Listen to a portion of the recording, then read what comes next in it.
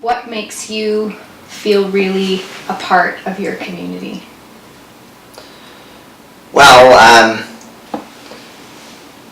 as a self-advocate, I feel, that, it'd be nice if people that have diverse ability could do a lot more in their life than they have been doing in their own time, like having real good jobs where they are making money, because if other people do it, doesn't mean they can't do it when they're with any kind of diverse ability. And then the other thing is making your own plans and transportation. One other thing we talked about on the phone was you thought that people should know about their right to vote and to have their voice heard. Yes, indeed.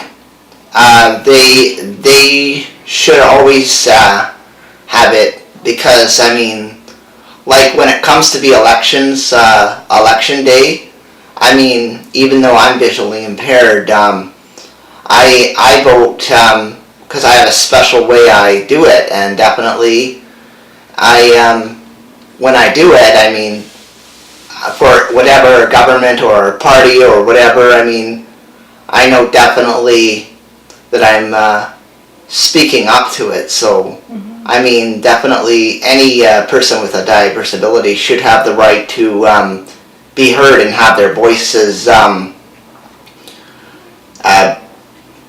be part as well, and be able to be heard, and in word be able to vote and do their own decidings for themselves. One of the things that you said, Earl, that you would want help from your community council was to find the places in your community where you could have your voice heard about things like transportation, and you mentioned that you would like help to find those places, like the advisory board of BC Transit. Yes, that's indeed what I've always been wanting to see really happen, because it would make a change as well, not just only for me but for other ones too. How could the community councils best include you in what they're doing to strengthen communities? How would you like to be involved? Well, one thing I like to do is, just share the concerns that I have, and be able to have help to straighten it, to make it better, not just for me but for other people too, because I care for them just as much as anyone should. Michelle, what makes your community feel like a place that you like to be? I guess a feeling of belonging and exception,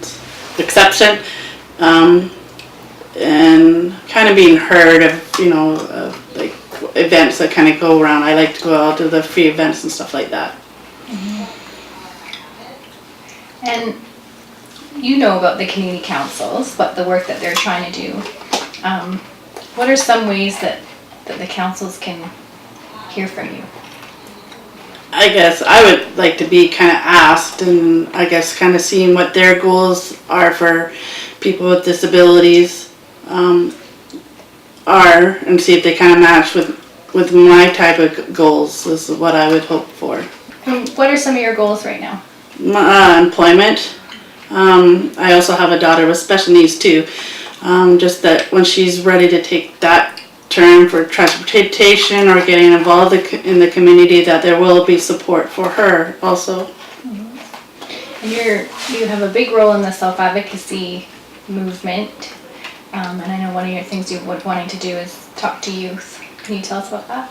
I want to make sure that youth know that they have the rights to have children, that they have the rights to have their own home, they have the same rights as basically any other human being, and that they have a right to use their voice too.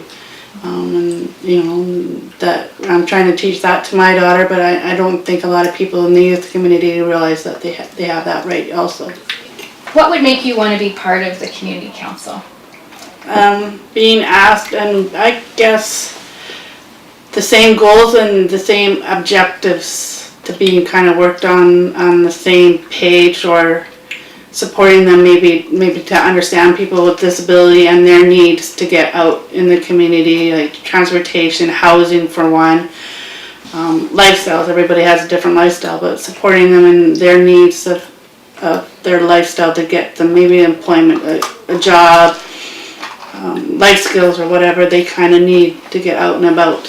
So if you were to join a council tomorrow, what kind of, what would you like them to do to make you feel comfortable? I guess show trust, showing that they're interested in people with disabilities, and that they are willing to try to, that they're willing to help as much as they can offer to help. And so how could they support your leadership? What kinds of things could they do so that you could be doing the things you want to do in community? Show an interest, positive thinking, I guess, and understanding what maybe my needs are, and maybe think about other people's needs at the same level. What's the best way for councils to if you were to join a council, what would be the best way for them to get to know you? To be open and to be honest of what you think would be good for that council meeting, and maybe hope that they'll try,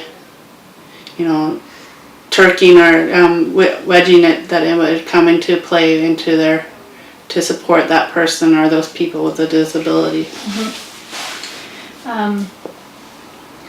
What about things like plain language and... Yeah, language, and if they have picture books that they need to use their language for, or the talking for, if they have a computer that uses their voice, to understand everybody has a different disability, and that they might have to support somebody with sign language, or somebody that has seizures, or whatever the disability, that they need to understand that everybody's disabilities are all different.